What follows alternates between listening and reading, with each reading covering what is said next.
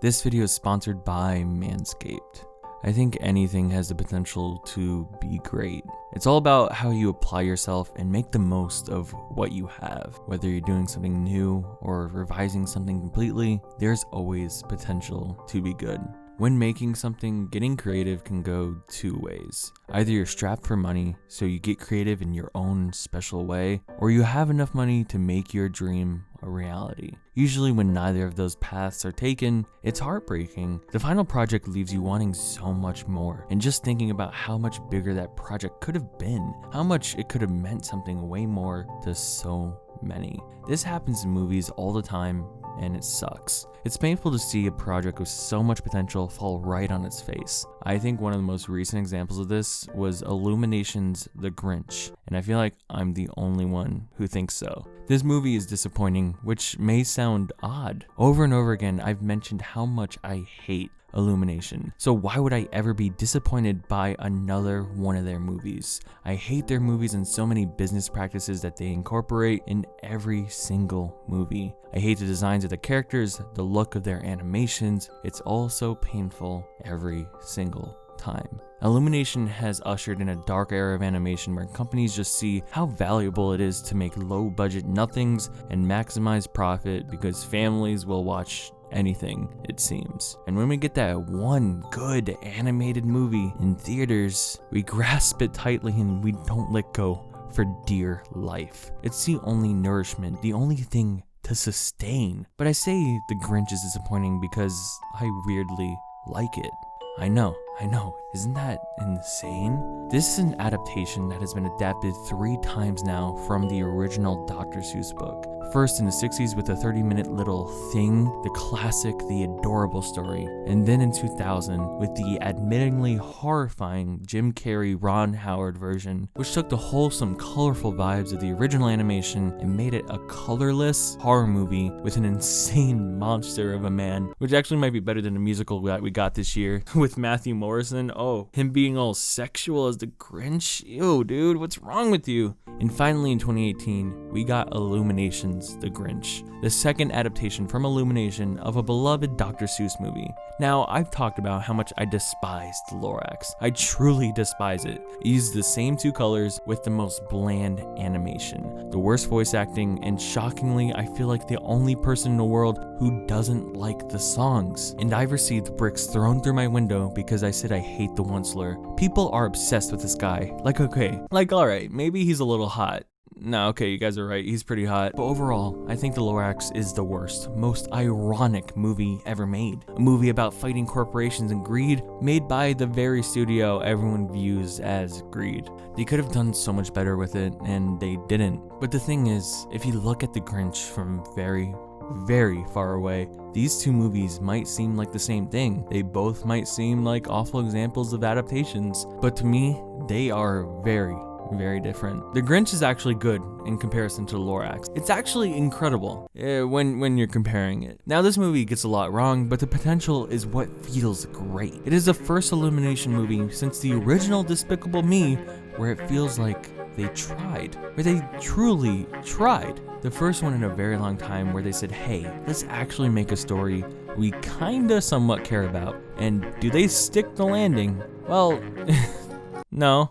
Like I said, it's about the potential, you know? I love the story of The Grinch. I love everything about it. Its simplicity, its heart. It's about a jerk outsider who just wants to fit in with everyone and doesn't realize it. It's about a lonely loser who just needs a hug. And it's so simple, so sweet, so adorable. There was never a year, not once, where I didn't watch the original growing up. But there was a year, every single year, where I turned off the live action one. Oh boy. But this movie, that you would think just falls into just being a meh movie, has the best messages to come from Illumination in a very long time, but it feels like a given. How on earth are you going to be given an 80-year-old story that's been adapted twice and not give the core themes and feelings? That seems easy, right? Well, you could say that, but how many stories mess it up in the forms of sequels or other adaptations? like they literally did with the Lorax. The first step in making me like this movie was doing the bare minimum, and they did it. They did the bare minimum. Because I'd say the first 30 minutes of this movie are honestly the best part. They were really, really good. This movie stars Benedict Cumberbatch as the Grinch and has Pharrell Williams as the narrator. Now, I'm fine with Benedict being the Grinch. He does a pretty good job. But Pharrell as the narrator is just funny to me. I gotta admit, he's just funny. Honestly, it's just a happy guy, or the get lucky guy. This is honestly one of the weakest elements of the movie, because unlike the other two movies' narrators, Pharrell's voice is soft and delicate, and it kind of feels like this movie didn't need a narrator, unlike the other two. It's a good voice, it just doesn't feel right for this movie. But besides voice acting, there is an element that I can praise about this movie that I can't for any Illumination movie, and that is the animation. This is 100% by a long shot the best looking Illumination movie. I mean, sure, they barely had to come up with new character designs, the literal thing that they are the worst at. Like what is this guy? What does his design say to me? What does it visually say to me about who he is? Nothing. But in The Grinch, it feels like it's most technically advanced. There's something about the details in this movie that actually feels amazing. The town of Whoville is incredibly beautiful, and I think it's thanks to the colors actually feeling colorful for once. Usually, no matter how colorful an Illumination movie might be, it still feels bland and lifeless. But here, there's warmth. Genuinely. And I'm not afraid to say it. And I'm not afraid to say that I love the look of this movie. I love the lighting, the shadows. I love when the Grinch is on the cliff and it's slowly covered by snow in such high detail. I love the look of the Christmas lights. It feels like there's actual movement on screen and not just static. This is generally the best looking Illumination movie. And I'm a sucker for the little warm feelings that Christmas Town gives me.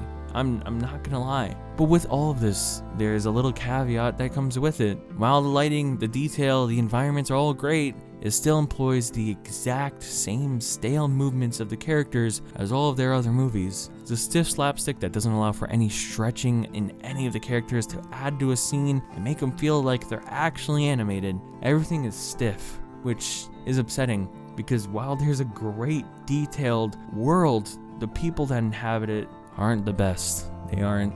But besides the animation, the story of the Grinch itself, I think is the best version. Kinda. Almost. Don't shoot me, please. Don't shoot me. Let me explain. The original animation, that's a classic. That's great. It's wholesome and you can't beat it.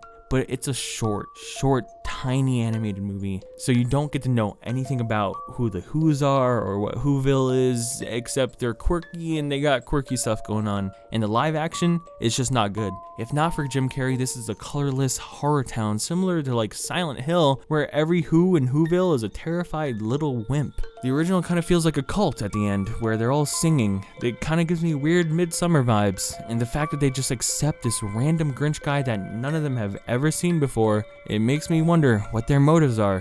What are they gonna do? Are they gonna eat him? That's a little weird. The live action, they're all terrified of the Grinch. They think he's a monster, which gives them a reason to hate everyone. Honestly, they deserve to be weaklings. I'm glad that he punishes them. And in this one, I think it's the most special. The Who's feel like real quirky people that actually encompass the general theme of the Grinch: acceptance and love. The Grinch, while throughout the movie feels alone and has no one, he never hides from anyone, because no one ever looks at him weird or gives him a bad stare. Everyone just automatically accepts this ugly green guy, and it really works in this movie. And at the end of the movie, when the Grinch is brought in for food and to celebrate Christmas, it actually feels earned. I'm not even kidding.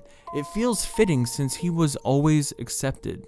And since he was always accepted, the only one that had to see it was him. That's kind of nice. But once again, we are met with the shortcomings that all of this brings. With everything good in this movie, it disappoints in a lot of different ways. While some parts of the story is actually wholesome and nice and earned and great, there's a massive chunk of this movie that they just didn't know what to do with. The entire middle of the movie is a filler to the point to when the Grinch does the stealing of the Christmas. So basically, Illumination did fine with a story that was already written for them, but when they had to create a feature-length rest of the movie, it just grinds to a hard halt. A hard, boring halt. that's sadly how it is for the entire movie. It felt like the very first time Illumination had the potential to do something different, something good, and every time I felt that, it was ripped away. The story of The Grinch is perfect, honestly a perfect template, and just a simple, warm story. But since it's so simple, you can't really extend it unless you go above and beyond. And of course, they didn't do that. But you know what doesn't disappoint in this movie? The fact that they got Tyler, the creator, to create the soundtrack. Tyler, the creator. And this guy, Danny Elfman, you may have heard of him. But Tyler, the creator, he has creator in the name. How can he disappoint? And guess what? He doesn't. His songs fit with the movie's vibe, and I'm glad that there's songs that aren't overplayed in malls and JCPenney bathrooms, like Happy from Illumination's other movies. Because the ending song here, oh man, it slaps. It really slaps. It's really underrated. And clearly, it snapped to Tyler, considering he made a random Grinch-inspired album afterwards, just because he had so much fun doing it. And I say, that's probably the best thing about this movie.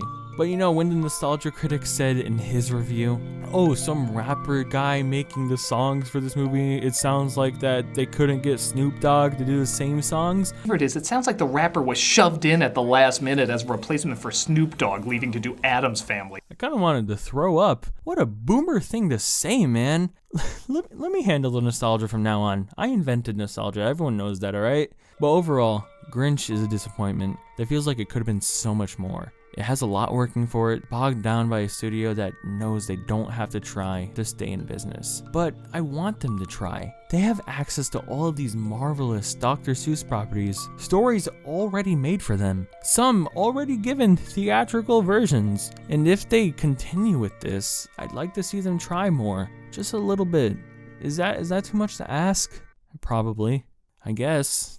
But you know what's not too much to ask? Us to all take care of ourselves by properly grooming and being hygienic. Introducing the Manscaped Performance Package right at the perfect time for the holidays. You see, Manscaped has created the first all-in-one men's grooming kit that helps you properly clean and groom all over. It doesn't matter if you're covered in green fur or whatever is on this guy, Manscaped will help you. The Performance Package comes equipped with the Lawnmower 3.0, the cordless waterproof trimmer that helps you groom those grinchy nuts safely and properly. It also comes with a Weed Whacker nose and ear trimmer, the perfect thing to help reduce tugging and tears. Unlike this movie, the Performance Package lives up to its potential. Why would you want to look like the Grinch when you could look like the guy who voices him?